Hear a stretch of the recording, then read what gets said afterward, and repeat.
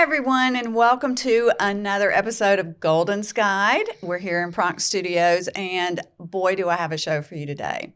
I cannot wait to introduce you to Laura Caldwell. She's driven in all the way from Asheville, and I've known her for years. Not only has she been such an incredible support therapist, healer. Yes, I'm using the word healer today. You'll be hearing that a lot, actually. She is just a great friend and a great person to know, and you're going to love her personality. And just to give you a little taste of her personality, let me tell you what she's written about her bio a little bit. Okay, she calls herself a creatrix, a multi-potentialite. Oh my God, don't you love that word? Collaborator, of course, extraordinaire, really. Encourager, pleasure activist. Oh, we like that one. Lifelong learner, reclaimed good witch, and professional giggler. Even though she is hilarious and witty and all of that, she's also a complete and total nerd, and she's probably one of the smartest women on the planet. She does have a degree in writing and one in holistic health, but her trainings and certifications go on and on and on. I really can't wait to just introduce her and let her tell you all the wonderful, amazing, crazy things she does to help our body, and particularly our brain. I like to call her my brain doctor. So with that, welcome, Miss Laura. Well, hi. I'm so glad to have you I'm here. so excited to be here. Thank you for coming all the way from Asheville. Yeah, this is a big trip. Big trip, big drive. Down to the big city. Down to the big city. Well, and it's true. I just want to start by saying, people are still afraid of that word healer. Oh my gosh, yes. So we need to reclaim the word. Absolutely. Mm-hmm. And I think you and I might have talked about this through one of my episodes, but, all the way back, when I was very young, a few years old, my mother took me to a healer, and I think we talked about that. Mm-hmm. And she was like one of the women who, we kind of lived out in the sticks, and she was a woman who, they called her the goat lady. And but she was like a woman who lived with the mystery of the seasons and life. Yes. And it hadn't been that long ago. It's been in my lifetime, I'm sure there's still women out there, but I don't think they necessarily live in the sticks. They live in places like you and I do now. That's true. Absolutely. I mean, the thing is that it has to be a word that gets reclaimed. Uh-huh. We have shied away from it for a lot of reasons. Obviously, the healer industry in general, there's a whole issue with using words as not a medical doctor, right? Mm-hmm. So you don't want to claim to treat anything. You don't want to claim to cure anything. And like a healer in general has been revered like throughout the generations, but we have landed in a time and a place where it gets put in the category of woo. Yeah. It gets clouded with that kind of collective unconscious about how we feel about what it means to heal. But the truth is that our bodies are healing machines. That's True. what they do. And so for a long time, the whole patriarchy and all the things, I really hid behind all of my professional licensings and all the certifications. And, I'm a brain health coach, and I'm an applied neurologist, and I'm all the things that I could say I did my studies in. And then as I've gotten more relaxed into what I do and what I work with and the women and men that I've worked with throughout my life, it's like, it's just easier to say I'm a healer. Because at this point, I can't list all the things I am. Exactly. And you know what? At this point in my life, I don't really give a crap if people think me saying, I'm a healer is wonky or whatever. Yeah, I think at this age, I think I've earned the right to say it if I damn well want to. I think so too. And I also think that we should also get to say it no matter what age we are. Well, I think we're all healers. Exactly. And right. and you were talking about healing the body, but I do want to begin by talking about how much you work with the brain. Because it's my favorite thing in the Well, whole and it's world. my favorite thing too. Yeah. My background, as you know, is in, shadow work and many other modalities as well. But when I first worked with you, it was like off the chart how I was able to change immediately. I mean, it's one thing, to work with people and have, something happen a little bit, but I mean, and I didn't even know what you were doing, Neither did I, probably. But I was fascinated because I have had so much. When I say brain trauma, people, I'm talking more about emotional trauma. Although you work with people with brain trauma, physical brain trauma as well. But when we began looking at traumas that my brain and body were holding from childhood, or the 3 robberies I was in, or all those kinds of things, I had no idea that it was still in there, hanging on somewhere. Oh, absolutely. I mean, I think that's the thing about healing. So like tying that in, when we heal something, we need to heal it on the physical level in our physical body, but we also need to heal it on the emotional level and on the mental level, and even beyond that into the picture of the stories that we tell ourselves, the core beliefs that we've developed around those things. And so the brain is really just this big processing center for energy. We talk a lot about the brain in a really physical way. In our culture, we talk about all healing really from a very physical or chemical component. And the brain is physical and it is chemical, but it is also electrical. And so and electrical just means energy, right? Mm-hmm. So we have to be able to look at the energy. And I often say that, some of the modalities that I've been trained in, especially that applied neurology, which has let me really learn the depths of how energy moves in the brain and how that connects to the rest of the body. It allows us to get to really specific pathways, specific, like you can think of it. I mean, it's not like this really, but you can think of it like an electrical circuit. When you get trauma in the brain, when you get emotional disruptions, when you get mental disruptions, when you have these core beliefs that are running in the background, they literally change how the energy is moving in the brain. And when we go and we work with some of those circuits, we work with what's going on using, like heals like. So if you have a chemical imbalance, Western medicine will give you a chemistry, like give you some sort of medication or something like that, which serves its purpose. But when you're really looking at an electrical disruption, then energy is the best way to look at that. And modern science is beginning to really figure this out. We see a lot of sound therapies happening. We see a lot of light therapy happening, neurofeedback, quantum biofeedback, physical biofeedback. Like we're starting to see Western science begin to really see that this is a piece that they've been missing. And the modalities that I've been trained in are specific to that. So we can really quickly get to what is really actually root causative, right? Well, and it's like you say, get to the root of the root. Yeah. Rather than, and I mean, there's a place for Western medicine. We're not dogging Western medicine here, but there are times when, that prescription it's helping the symptom maybe, or it could be causing even more symptoms, but it's not getting to the root of why is my thyroid off to begin with. Right. Yes. And so, and often because of that, there's what happens, and particularly to women in the medical world, is there's this kind of it's just the way it is mentality. Yeah. Right. Like, oh, it's just aging.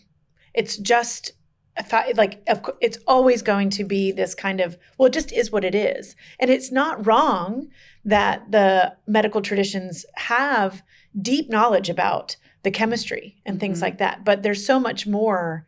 And we know now there's so much more research coming out that shows that, working with the mental patterns, working with the emotions can be in some ways, especially like if you look at things like the research on breath work and meditation, there now the research has gathered to say that it's actually even more beneficial than the medication. Right. The problem is, I think for a lot of people, when you're in the depths of worry, anxiety, depression, it's hard to find your way to the person that can help you with those lifestyle changes. True. Or like depression, it's hard to choose to do them. Right. So it's like to even want to take care of yourself. Exactly. Mm-hmm. And so medication often could be a good springboard. Mm-hmm. Right. Like I like to tell my clients all the time that medication has its place. Yeah. But there's a lot of things that you can do that once you're stable, once you're able to kind of move into the place where you can do this work. Once you got the car cranked and running. Right. Yeah. You can then like now we can start to make lifestyle changes that you can commit to and things like that. So But often also without, we don't have enough studies on it yet, but energy medicine, and I'm going to call it medicine, although it's, we have to be really careful about the words we use as healers, that I'm not curing or treating or diagnosing anything, but there is a realm out there that is energy medicine, and that is working with the energy systems of the body, and they can be just as effective as a medication and as quickly. Yeah. Well, I know when you first explained it to me, it made total sense that if I had a trauma, an emotional trauma happen in my brain many, many years ago, that signal got, or the wires got tripped or fried or burned up. So I wasn't getting the proper energy flow that I could. And then when you add that up of how many traumas that we're holding on to, no wonder our brain and our bodies are just, out of control. Absolutely. And those are, so when I talk about the whole process, right? Like we want to think about the idea that the thought happens in the mind, and then that kind of triggers this cascade of things. We actually know now, and I won't get all quantum science-y quite yet, but we know now that thoughts don't actually originate in the body. They originate in the energy field around a body. We can actually measure that. And so, wow, I didn't know that. I know, it's so cool. I knew that the heart has this big resonance, way bigger than we thought. Absolutely. And so the brain does too. The brain is actually serves the heart. So I think that's interesting too, energetically. But so you have this thought that's going on in your field, or you have an emotion that's going on in your field. We often think of as emotions in the body, but they're actually in the energetic field. And when we have a thought or an emotion, we simultaneously have the processing that happens in the brain and the processing that happens in the body. So we'll call that the mind-body connection, right? So we'll just start from a thought. In this case, we have a thought instantaneously. We also have an emotion and a feeling that goes with it. Right. And so how the brain processes that thought, how it perceives the meaning that our mind assigns to the thought, determines a lot of our full experience. So the thought happens, the brain chemistry happens, the body chemistry happens, proteins are affected, and then chemicals are cascading, right? Like emotions are moving, and then we have a feeling in the body that matches that. And also we have physiology that matches that. So we start to get this we now know that that's the environment that actually triggers what happens with the upregulation and downregulation of our DNA. So literally, without getting too scientific-y there, we become the thoughts we're having. But here's the thing, 95% of those thoughts that we're having are unconscious.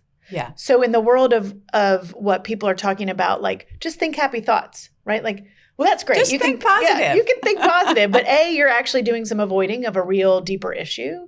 And B, 95% of what you're thinking isn't conscious, right? So, and we get tons of disruptions because of those traumas. And we know that now. We know that through research of like the ACEs, the early childhood experiences, the long-term effects of our mind that is, right? So it's all connected together. We have to look at how that energy is running in the brain. What are those 95% unconscious patterning? Mm-hmm. And how is that affecting our health? Because Right. it is affecting our Right. health. It is, the thyroid isn't just the thyroid. It's also this much bigger picture around self-nurturing and self-confidence, right? So there's, and that's pretty typical to see this tie between people that have really struggled to speak up for themselves or be heard Mm-hmm. and thyroid issues, Yes. right? So like looking at those connections is really important. Mm-hmm. And I know we spend a lot of time talking about that, and I've mentioned it on the show many times, how, if I'm saying this correctly, that, it's in the field for a while, and then if we don't connect it or release it or deal with the emotion, then it lands in the body. Mm-hmm. Is that right? I think so. I think there are some things that absolutely are. Well, one of the things that happens to us, especially in Western culture, is that we're raised thinking that we're really physical beings because of the way science and we'll say spirituality split. There was kind of literally with a pope, there were some decisions made where it was like, okay, scientists, you get all of the physical realm and the church gets all of the spirituality. And so there's this literally, right. Our sciences are based in that physical realm. We didn't really study the science of energy, right? Like the way that other cultures have continued to use that background. And so, so first of all, there's this idea that I'm a physical person, not an energy person, mm-hmm. right? Like, mm-hmm. And the idea of energy has been so warped in our society as woo, right? I know. If you say something about energy, people start rolling their eyes and, it's so. And I was one of those people. Well, I've never been one of those people. So. I love that for you. Yeah. I was, it was a journey for me to hear, right? So,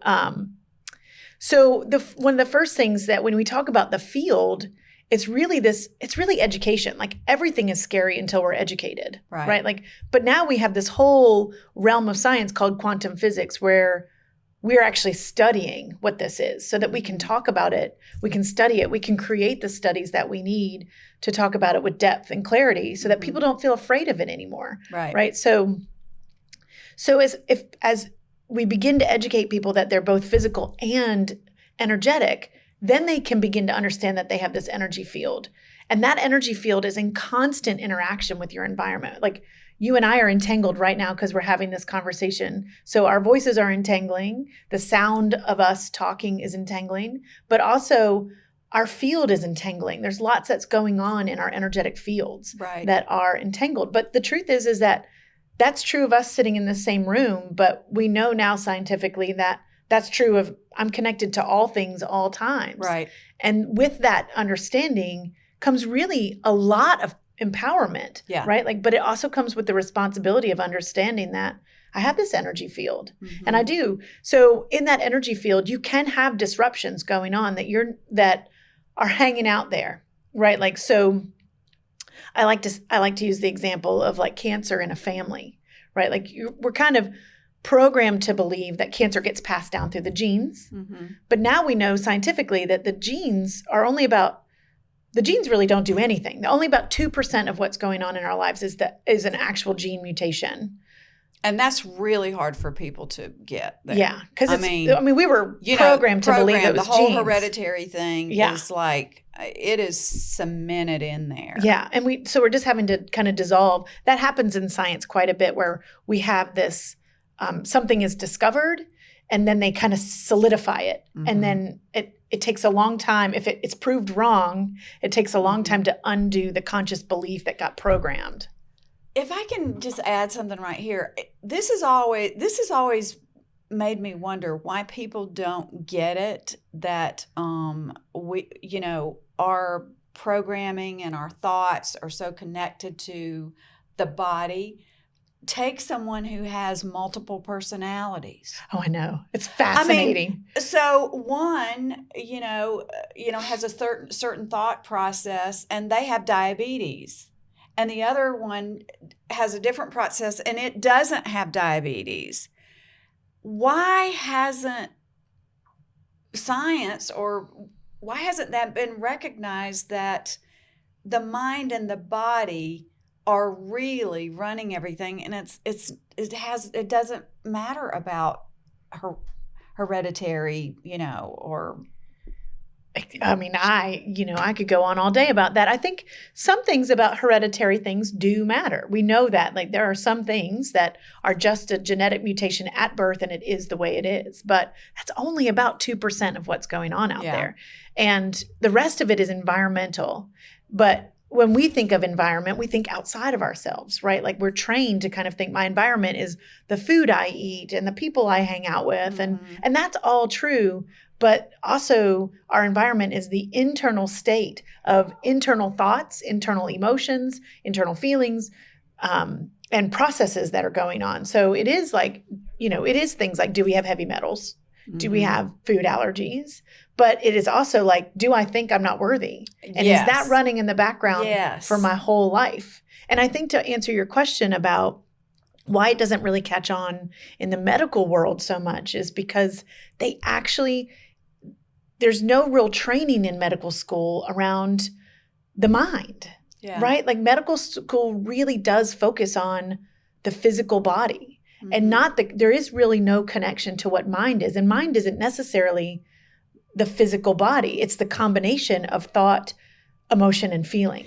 Do you remember when, after I had the heart attack episode this year, and I'm sure I told you that afterwards, when the surgeon came in, they were ready to release me. They did a marvelous job of, making my heart, work perfectly again. And I remember asking the surgeon, I was like, y'all have done amazing, and I'm so in such gratitude to you and the nurses and everybody here that has put me back together physically. And I said, but what about, like, I'm scared to go home. I mean, what about emotionally? I'm terrified.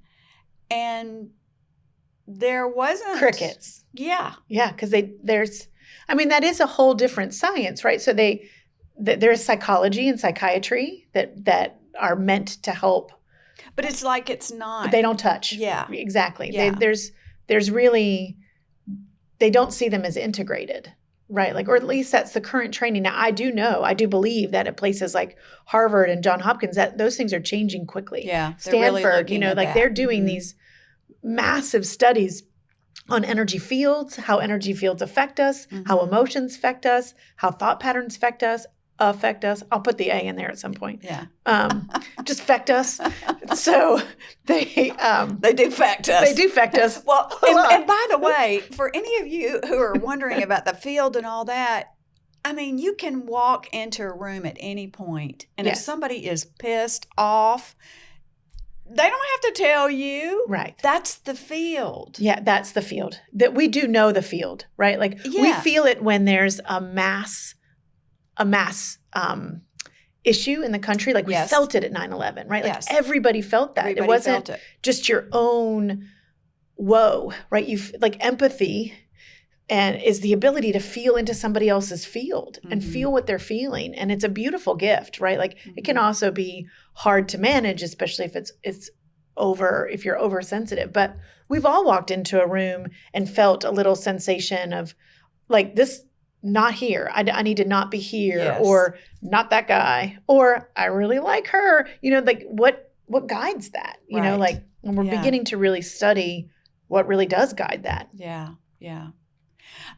When you were doing, when we were doing some heavy duty work, I know, I've told you this, I mean, I really do credit you with moving things that I don't know that would have ever shifted in my life. And I am a totally different person now. I am. Yes, I mean, absolutely. Like, we probably started working together, I don't know, maybe 9 months or so before the divorce.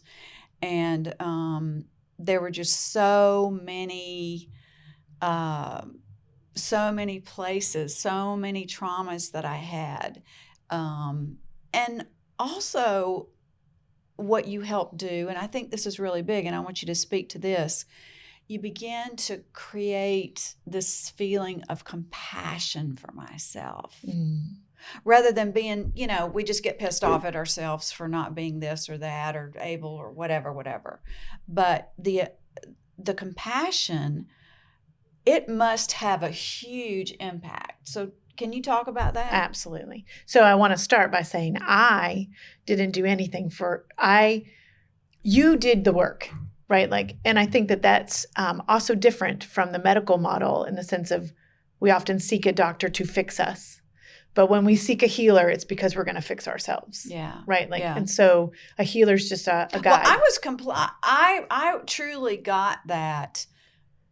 I was the medicine. Yes. There wasn't going to be nobody fixed. There was they had all tried and I had allowed them to. Yeah.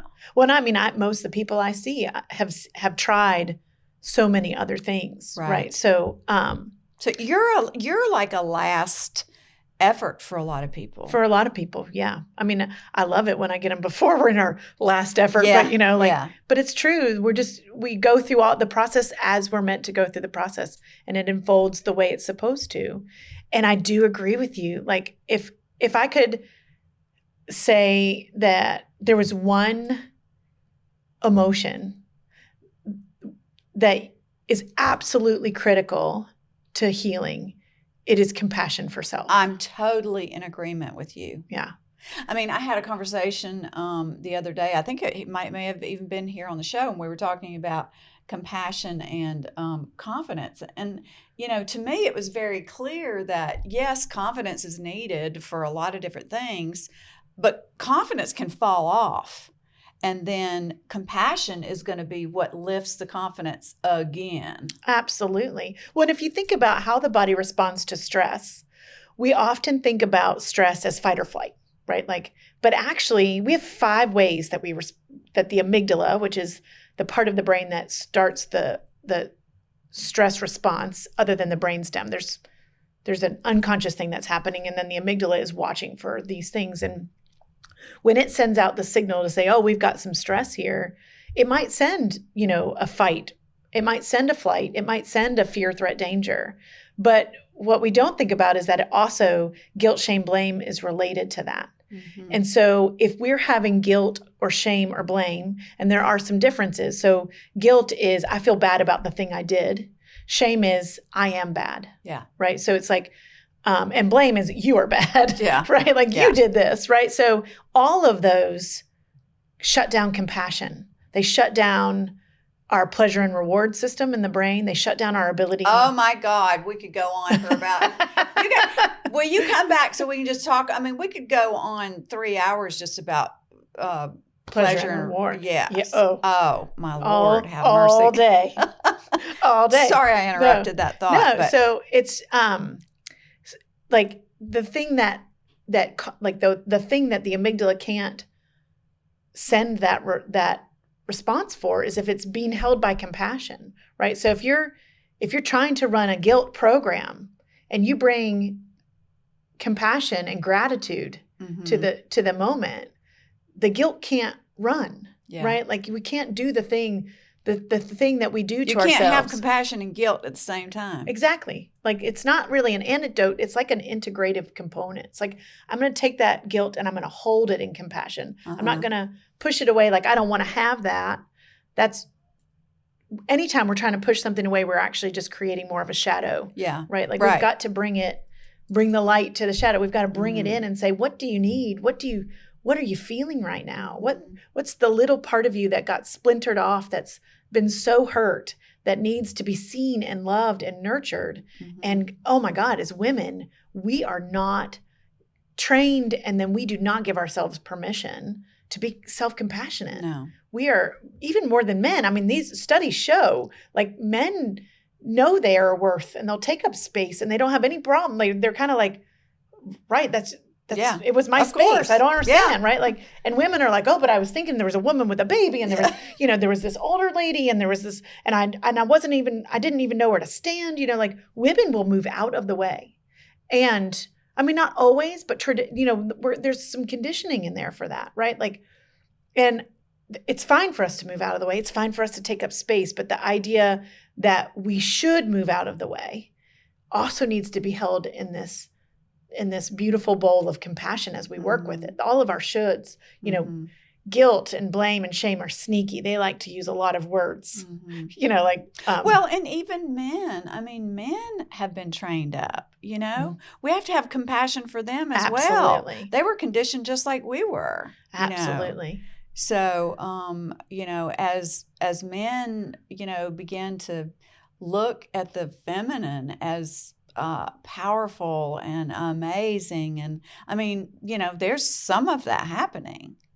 And what a wonderful thing that is. Absolutely. And I think we're in a time where that divine feminine is rising in our culture.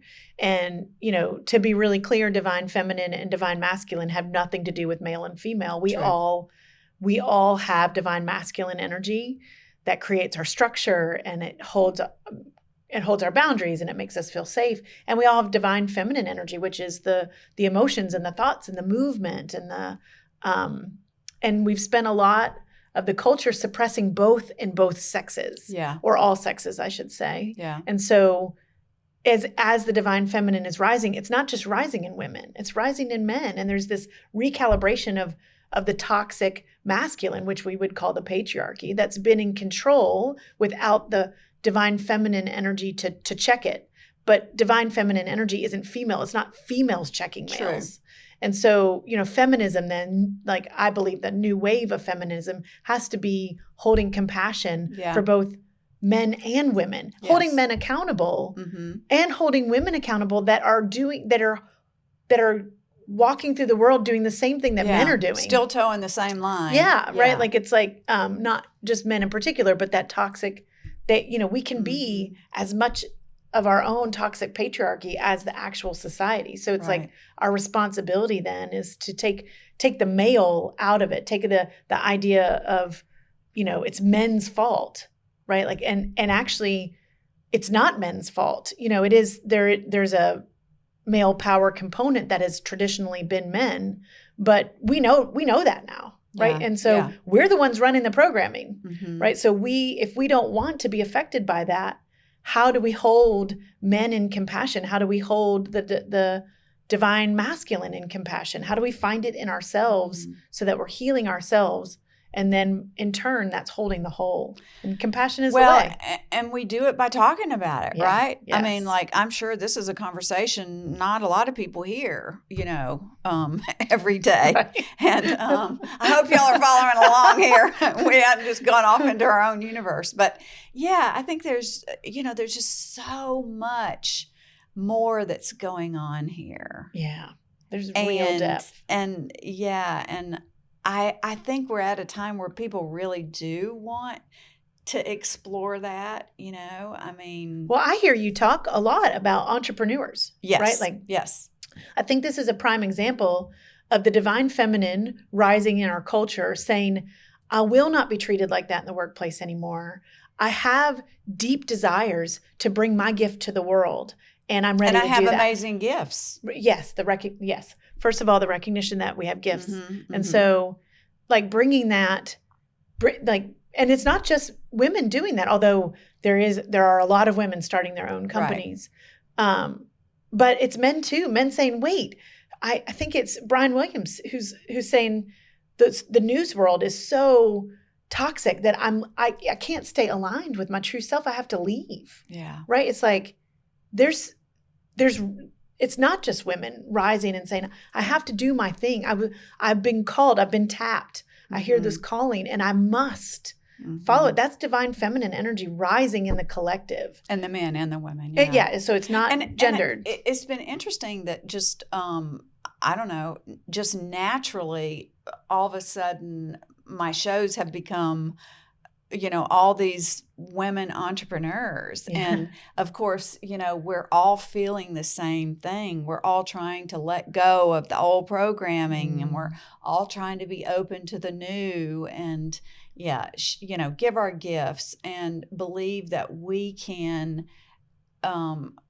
control our lives like men have had the opportunity to for eons. Yeah. You know. But that can be a really scary moment. Oh, right? yes. So just like leaving a marriage, right? Starting a business, anytime there's going to be deep transformation, and that my alchemical coaching is really about transformation, but anytime there's going to be deep transformation, we really do have to look at the conditioning, what's going on in that brainstem, that 95% of stuff, those core beliefs and values that we've been carrying around that maybe were put on us through our family or our societies at the time.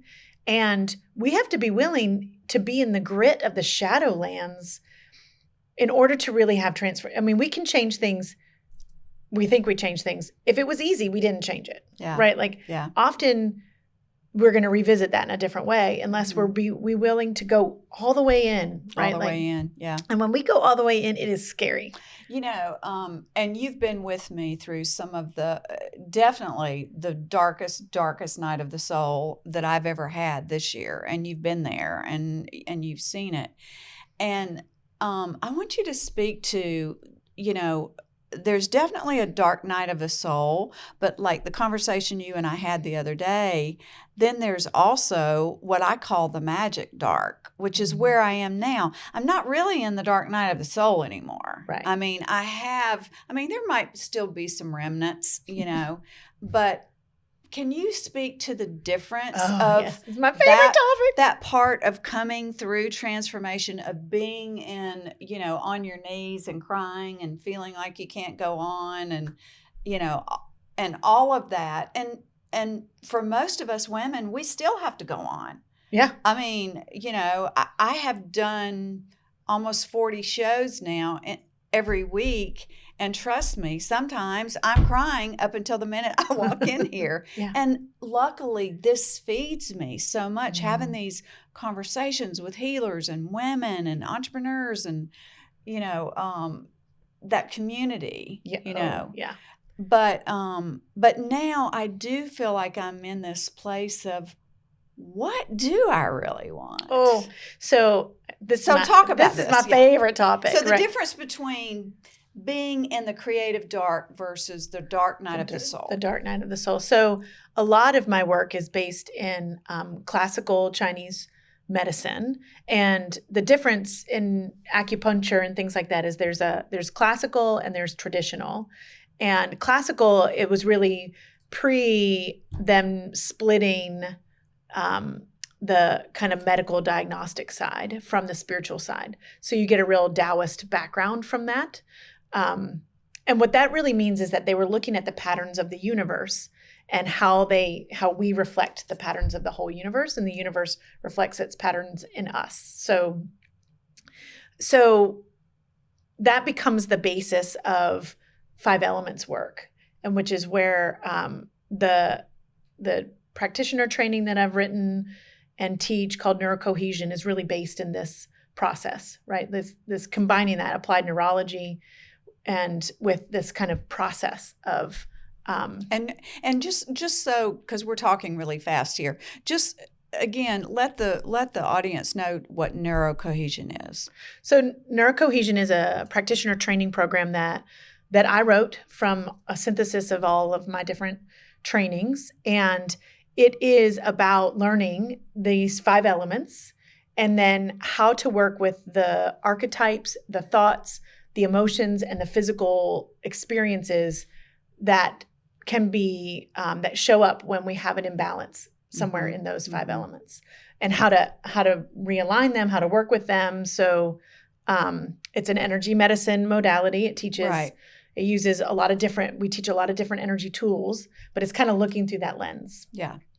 And so the reason I put that here is because when we talk about the difference between the dark night of the soul and the magical dark, that's a prime example of the movement through the 5 elements. So as we'll start with fire in this case. And so we go into fire. Fire is the place of dreams, the place of how we want to dreams and our desires and all the things that we could do in the world, right? Like all of that kind of lives up and you're like, oh, I wish I could, all the thoughts and things.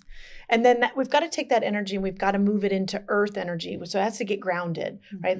And earth is the ability to ground it plus nurture it, right? Like, okay, now I have this thought, this desire, I'm going to move it into the ground. And that's really important. Let me interject here because so many of us do have all these dreams and desires, and something within us does not allow us to ground it, to make it a material, real thing. Yeah, materialize. Absolutely. There's lots of imbalances in fire to earth. There's lots of imbalances everywhere, but you're right. Like, and we're not really taught how to bring those ideas into fruition. And so, but they must be grounded and then they must be nurtured there with like, you can think of earth as nutrient rich soil plus the gardener that takes care of it. But then it must move down, right? So now it's in the ground. We must move down into the depths. We dive into the body and we go into what is the element of metal here.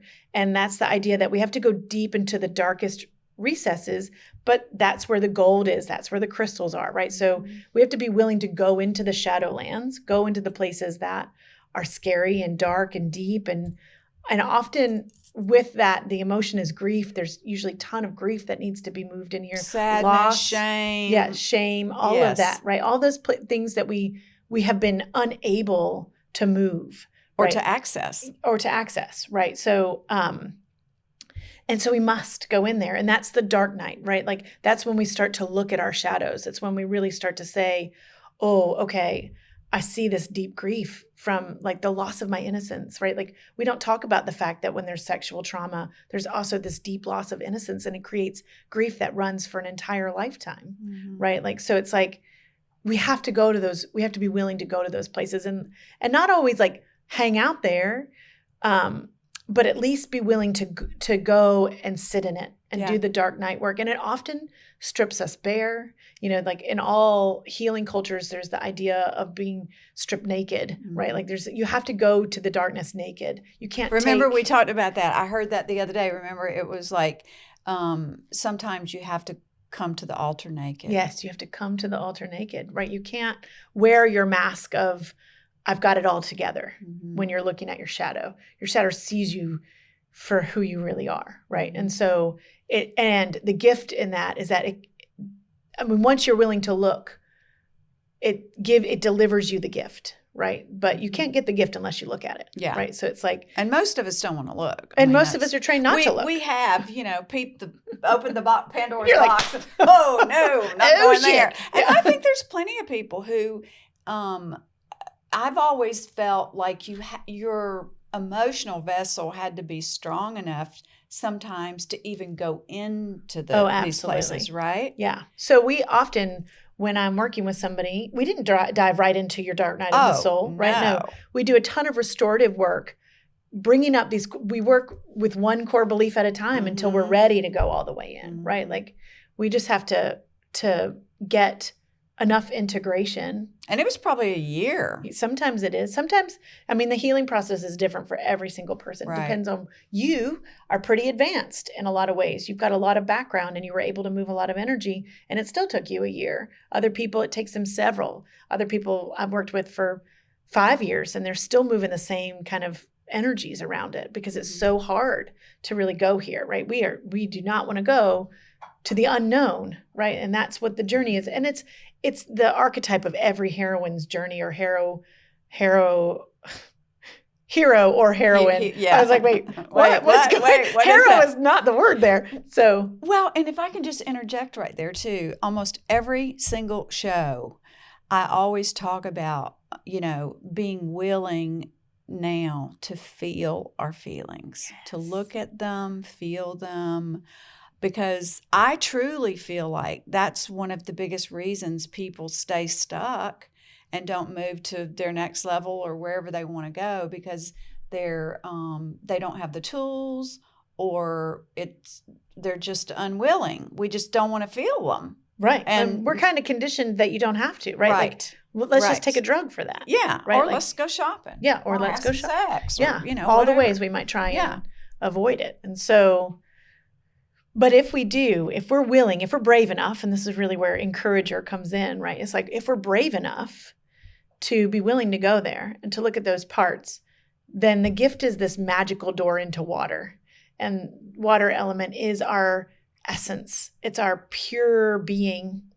And it's the magical cauldron. So now we're in that, like, in females, we would call it the pelvic bowl, which is really this place where magic happens, where transformation, you've been through the grit of transformation, and now you get the gift of transformation. You're ready to take that. You're moving the emotions freely. A birth, a rebirth. Birth, right? So it's the energy of creativity. And when we really break down what creativity is, it's the energy of source, right? It's when we're fully aligned with who we really are. We've been stripped bare, right? Like, and now we know who we really are. And when we know who we really are, we're aligned with source. And that is nothing but magic potential, right? Of whatever we want to create. It's the space of creativity and manifestation. So now we get to say, what do I want to be, right? Like now you're in that magical dark, right? Like you haven't really, there's no visioning yet, right? Like you're not bringing it back up into the air. You're still, there's this beautiful time that you get to be still with it. I like to call it the pregnant pause. And it's actually, winter is the time, like if we match it to a season. I would say, I love that. The pregnant pause. I definitely think that's what I'm in at this point. And there's a difference too, as you know, of being in these particular spaces and being okay with it. Yeah. Well, we're not taught to sit in uncomfort for very long. Because it's always like, okay, next, what's I gotta move, I gotta do. Which is a form of escapism. True. Right? Like if we just stay busy, we don't have to look. But then we're also kind of conditioned. You have a headache, take a pill. Yes. You have a pain, you do something. You don't sit with it. You don't be in it, right? Like we're really trained doers. And that's really about like left brain, right brain. This culture, our culture really pushes that left brain doing, achieving, succeeding. We do not cherish being. And this is the energy, winter energy, that water energy is the energy of being. You're no longer doing, you're not transforming. And you're not really visioning yet. It's just this opportunity to be still. I like to say it's like the reverence of, oh, holy night, right? That feeling of stillness and awe and wonder and reverence. It makes me cry and feel all the feels, to feel that energy. And then we can sit there as long as we want to. And, for me, it's also looking at, I find great contentment, satisfaction. I don't know if those are the right words or not. From being able now, as I'm sitting quietly after a humongous amount of chaos, but also to see I got through that. Yeah, the empowerment of that. I mean, it's almost like not to, because we don't celebrate our wins, let alone our coming through our dark nights of the soul. We're just like, oh shit, I made it through that. When people actually don't want to hear about it. In a lot of ways, it makes them uncomfortable that you had that much change, right? Like people like... Oh, I have lost more people this year. I mean, no, they don't want to hear about it. They don't want to hear about it. No, because I do think it triggers in people... that could happen to me. That could happen, yeah. Yeah. And that's scary for people, right? Because, I mean, we're talking about shadow work. You're talking about, like, of course it's going to trigger people, right? Like, but if you're willing to sit in it long enough... and be still in it, not doing anything. What's beautiful about that pregnant pause is it's not inactive. There's all of this boiling and nurturing, and it's like you don't rush. If you're making dinner and it needs 30 minutes to do whatever it needs to do, you can try and take it out of the oven early, but it's not done, right? Like it's the same kind of thing here. It's like there's this time that you need in that. And one, it's actually, it turns back on the pleasure pathways, right? Like, what do I desire? Holy crap. Turn on those pleasure pathways. Turn them up, right? Like it's this time where you get to know yourself and love yourself fully, which we are really out of practice. Yes, we are. And it's been in this place that I've had more compassion and more love for myself and deep, deep awe at what I have been able to do basically like You're a badass. Sorry for my alone. language. I mean, alone. I mean, I think I told you this. I mean, and some of this work, y'all, it really does need to be alone. Oh, yeah. It wasn't that I was sad that I was alone or anything like that. I probably hadn't had 5 people in my apartment in a year.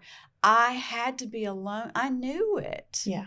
So there wasn't really this, oh, I'm lonely thing. Well, there might have been loneliness, but there was also a deeper knowing that you needed to have alone time to really heal, right? Like we really don't, when we're doing that deep work.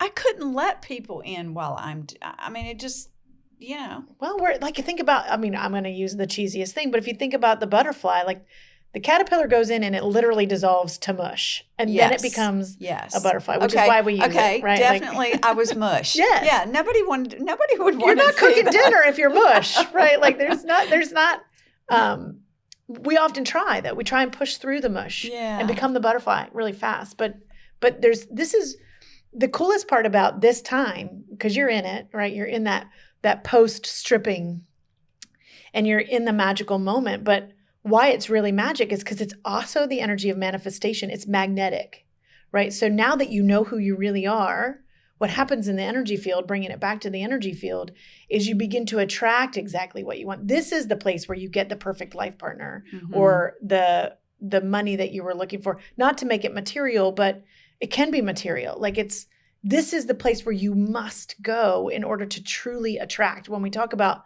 the law of attraction, one of the things that get me really frustrated is the idea of I just think I want that parking spot and I'm going to get it, right? Like, and there's something to be said for thinking it, right? Like, but until you're really in this magnetic component of how do you really feel about it? What do you actually believe about it? What did you need to lay bare? Yes. Well, and how much have you released that was, keeping you away from it? Yeah, fogged up the windows. Filtered. Yeah, because and this just happened yesterday. I wrote something down, and literally by last night it had happened. I mean, now it wasn't $1 million, and it wasn't anything big like that, but it was something I really wanted.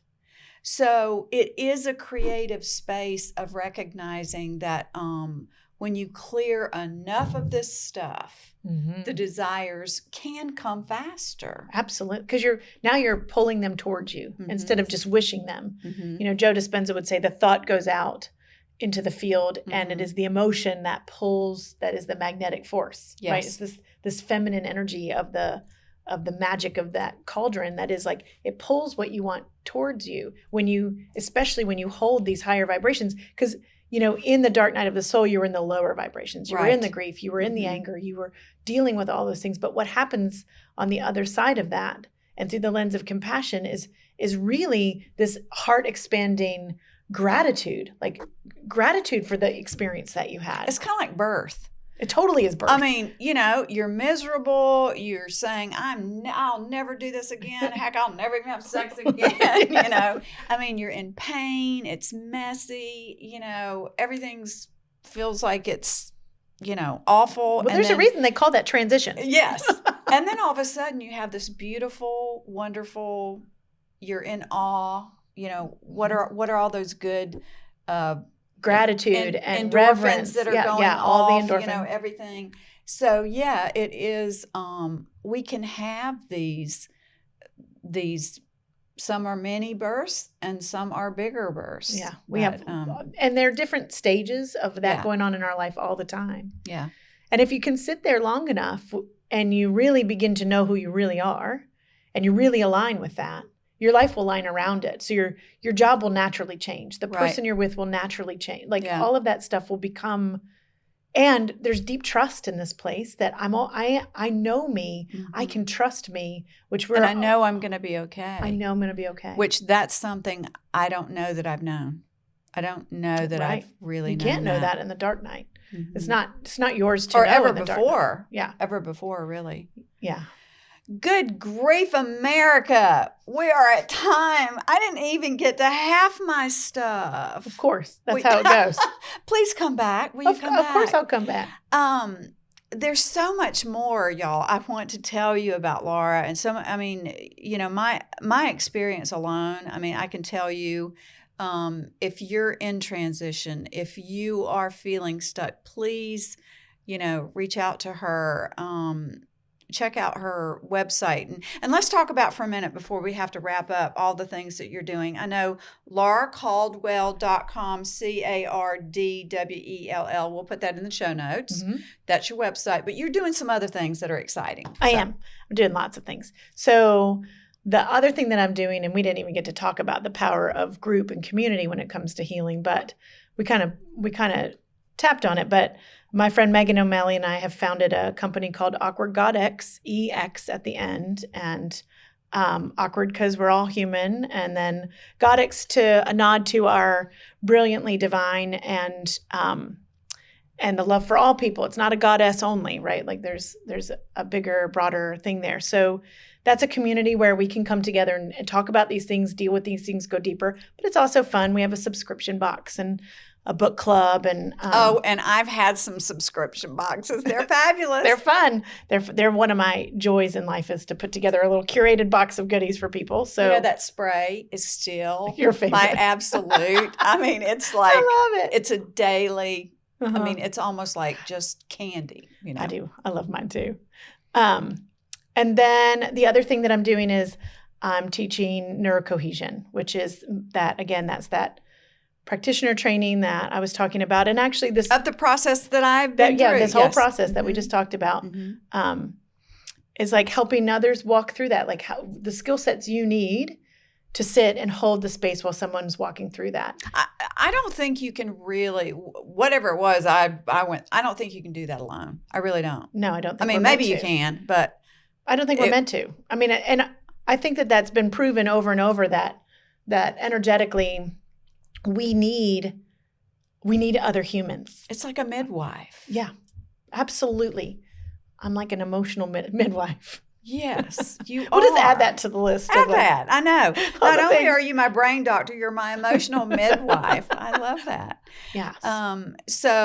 But they can find all of these other things on the website. So on the website. Neurocohesion is its own website. So that's neurocohesion.com. And you do one-on-one. And my one-on-one is through lauracardwell.com. You can get me there. Yes. We can do some alchemical coaching, which is this process. Yes. And then Awkward Godex, you can find that on my Laura Cardwell or it's awkwardgodex.com. I also wanted to mention, y'all, you also, because you're so trained in working with brain trauma and that kind of thing, you also work with children and young adults around ADD and learning differences that the brain can get stuck in places, right? Absolutely. Okay. So that's a company I've owned for years. I kind of forget sometimes to mention it right now, but it's Shift Brain Integration, and it's shiftavl.com is the website for that. And we work with that specific for anxiety, depression, ADD, ADHD, and learning differences. And it makes so much sense to me that, obviously it's all, because that's chemicals, right? That's what our doctors are prescribing, are chemicals. But if you can find a way to adjust chemicals and some of the concepts that you're talking about, glory, hallelujah. I know. Well, when you change the energy, you change the chemical response, right? Absolutely. So you get different things going on in the body. So. Yeah. God, I love you. I love you too. Oh my gosh. Okay, everyone. I hope you enjoyed this as much as I do. I really do want Laura to come back because we could go on like this forever and ever, but she really is probably the smartest woman I know. I am not kidding. I'm not kidding about that at all. I don't know if you've heard my sign-off song. But it's really, you should listen to the whole thing. It's really beautiful. It's by a great, beautiful songbird here in Greenville, Kylie Odetta. She's a young woman who writes incredible music and sings it. And I love signing off with, we're still here. And as long as we're still here, let's just keep doing it. Let's be grateful. Yeah. All right. See you next time. Thanks for joining us. I am here after all my tears. I am here facing